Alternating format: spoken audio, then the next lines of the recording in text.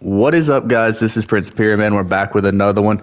Back on Savannah, trying to finish off the Flip Osprey missions. So we do have to down an animal with a bow, and it has to be a heart shot. So this may take a minute, so let's get into it. And I needed this morning. As a Call of the Wild's always a good way to, I guess, unwind, de-stress, and for a lot of people, myself included, sports is a lot of times the thing that we have to de-stress from. We have to unwind from. And you're probably asking at 10 o'clock in the morning, or I guess we're doing this bright and early, so it's closer to 9 than 10, but why? Why would somebody need to unwind so early in the day? You're a college football guy, college football's over, nothing to worry about. Well, I'm also a big NBA guy, and I'm a big Dallas Mavericks guy. And what happened last night makes no sense, to the point that I have basically lost faith in the league unless there's a thorough investigation. There had to be some form of collusion.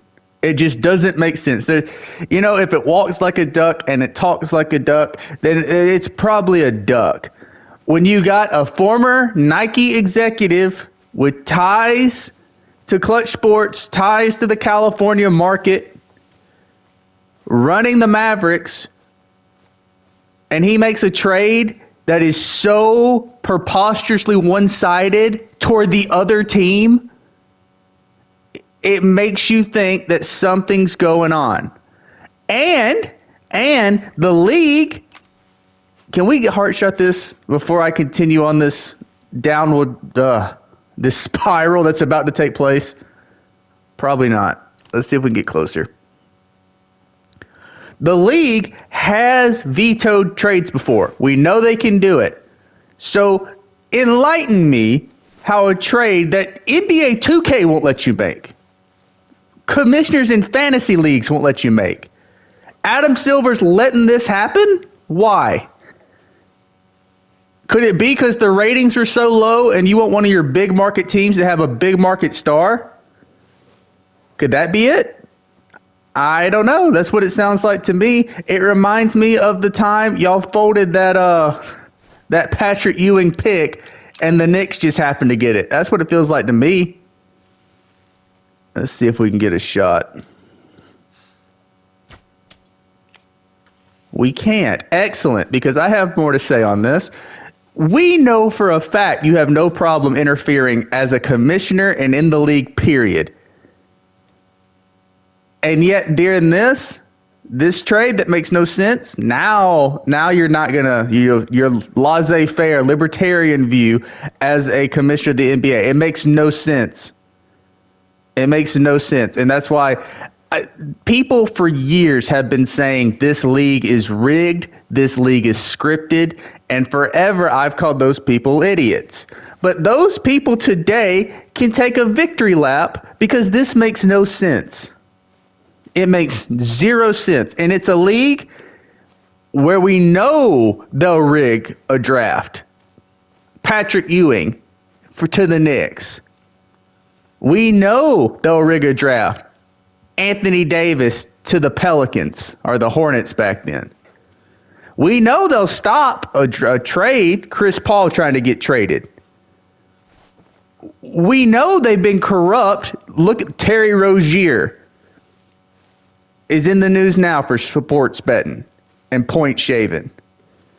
The other kid from a few years ago, what's his name? His brother still plays now for the Raptors, who got kicked out of the league for sports betting. Yeah, that was also in the NBA. Let's also not forget the NBA referee, Mike Donaghy, Tim Donaghy. Tim Donaghy indicted for the FBI for gambling and fixing games. This is a corrupt league.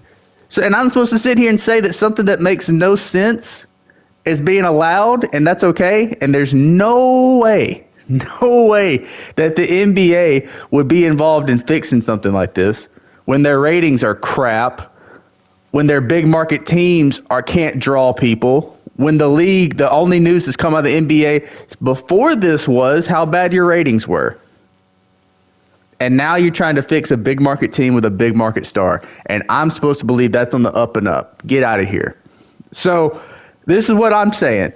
If we don't have an investigation into the NBA, I don't even know who would have to do this for it to make sense.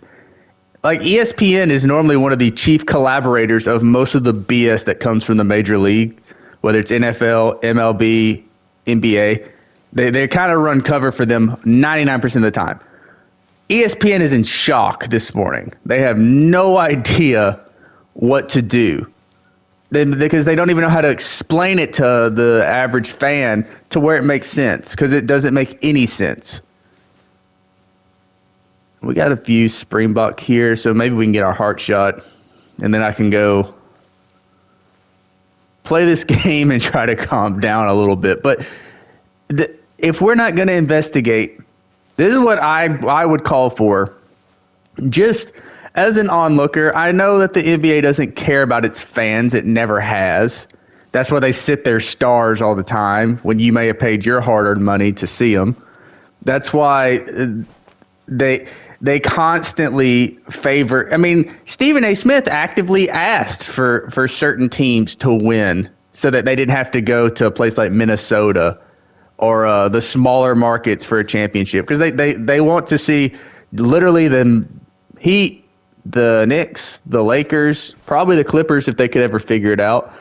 That's kind of the only teams that the people on ESPN and in the front office, to be honest with you, ever want to see win.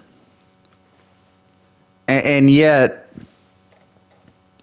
we're still supposed to believe that, hey, nothing to see here. But as a fan who I know they don't care about, in order to reassure us that everything's on the up and up, I would want an investigation into Nico Harrison, his ties to Nike, his ties to Clutch. I would want to understand, according to the Lakers and the Mavericks, neither Luka Doncic nor Anthony Davis saw this coming. LeBron didn't see this coming. Do you believe that?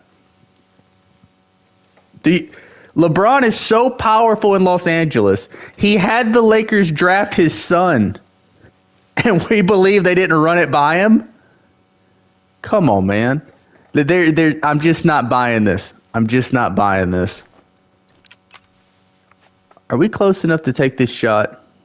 Or do I have to continue to tear the NBA a new ad? Because this is absolutely, we got 30 to 40 meters. But we need to, maybe I take that shot right there, but I need him to rise up. Oh, man. But yeah, I won't. And then it'd have to be an independent investigation done, because I thoroughly believe Adam Silver's a part of all this. We know he favors the Lakers. We know that. It's not up for discussion who these people want to see win all the time. It's always the Lakers. Do you ever notice, and I know this because one of my boys is a Minnesota fan. Actually, two of my boys are Minnesota fans. One of my boys is a Wizards fan. I'm a Mavericks fan. I know a ton of Hawks fans down south, a ton of Pelicans fans down south. What about the Magic fans in Florida? But do you ever notice how nothing good goes their way? Oh, is that a heart shot? Did we do it? Hold on a second. Hold on. No, we double lunged him. But that was a good shot by me, who's still making these shots even though I'm fired up. But to those fans, those small market fans that I'm talking to, you guys, you ever notice how nothing goes our way? Right? Nothing goes our way. What'll go the way, like, if the teams that always get the breaks, the Lakers get breaks all the time. The Knicks, they've basically tried to prop that organization up for years to be good. Like, that's how bad the Knicks are. James Dolan's had to just screw up chance after chance to make them good. We know they love the Heat being good. We know that. They let them collab for years. Stars talking to each other just to go down to Miami. We know that's the case. We know if it was up to them, the Clippers would have been good. But not Minnesota. God knows they hate the fact that Denver's good. So if we know they favor big markets, and now, once again, a big market team gets a break again, and the NBA's fine with it again, and there's all this that appears to not be on the up and up again, how many times are we going to be Charlie Brown and let him pull the football from us without calling a spade a spade? This makes no sense. It's complete BS to the fans. They know it's BS. ESPN doesn't even know how to cover it because it's too confusing. It makes no sense. No basketball sense. Dallas, like the Lakers, this trade doesn't help them. It does for the future, but for now, the Lakers have no rim protection. So it doesn't make sense. Dallas was super deep when it came to the front court. They had Lively and Gafford. So it makes no sense to Dallas. The only thing that makes sense is they wanted a big name in a big market. And with LeBron turning 40 soon, or he's already 40, LeBron's retirement is basically staring us in the face. It becomes clear they wanted to make sure the Lakers were going to be in a good place when LeBron leaves. And they gave him Luka Doncic. That's what I'm seeing. And you can tell me it's Luka's bad attitude. Anthony Davis refused to play when he was in New Orleans. So miss me with that bad attitude BS. You can tell me, oh, the Mavericks didn't want to pay a supermax. I mean, in today's NBA, if you're going to compete for a championship at some point, you're going to pay a supermax, period. You could tell me it's injuries and conditioning. Anthony Davis, the guy we traded for, is like the dude from the SpongeBob episode of paper mache bones and glass skin, or glass bones and paper mache skin. Like, that's what we're at. The dude, the wind blows and he tears his ACL, Anthony Davis. And you're telling me that's why we traded Luka? I'm just not buying it. I'm just not buying it. It is the most unbelievable trade that has ever happened in the NBA. And we're going to sit here and pretend like, oh, wow, what a big move. And not try to look through the...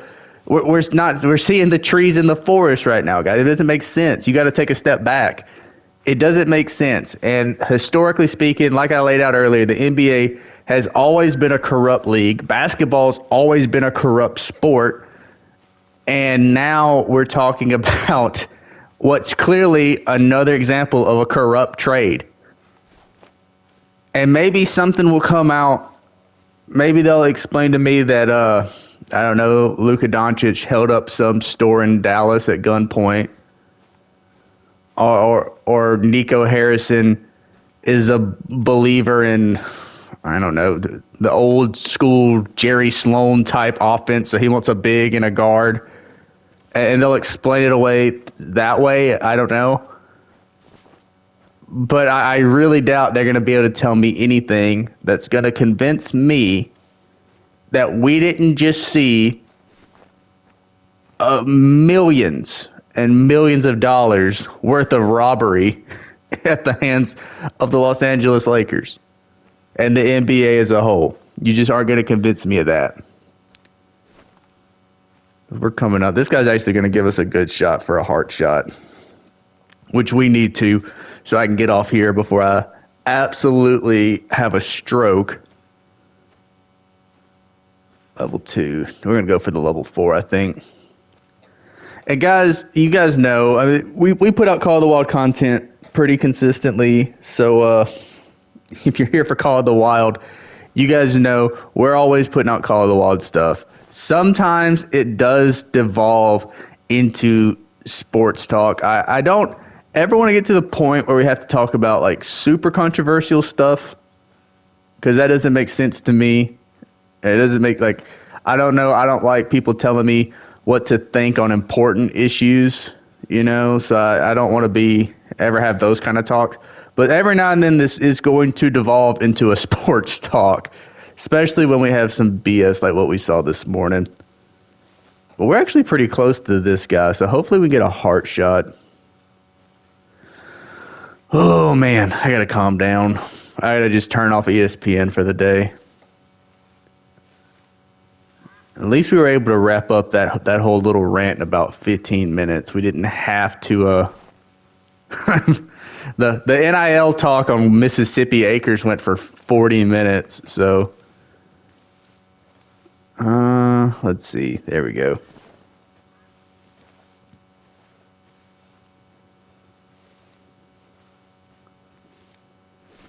$60 to $80. All right, we're getting close. 60 to 70. All right, we're almost at the point where we can do this heart shot. If I was better with a bow, we wouldn't have to worry about it, but definitely not good enough with a bow to take a faraway shot.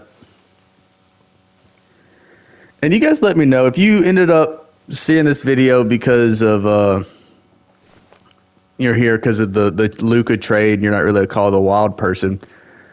You guys let me know in the comment section, should the NBA be investigated for this BS? And if you're here for the Call of the Wild stuff, somebody give me some tips when it comes to archery, when it comes to bow hunting. It's basically the only thing I think I haven't fully fleshed out and mastered in Call of the Wild. And I would like to do a Call of the Wild University video on bow hunting and on, how you want to place it, what you want your loadout to be. But I just don't think I'm at the point where I can give really good advice on bow hunting. He's 40 to 50 meters now. It's like right there, maybe. Oh, slumped him. Hopefully we don't have another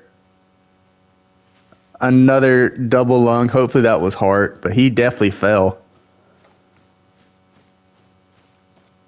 All right, did we do this for Flip Osprey? We did. Very nice. Very nice. We got heart, double lung, a little bit of everything. Oh, man.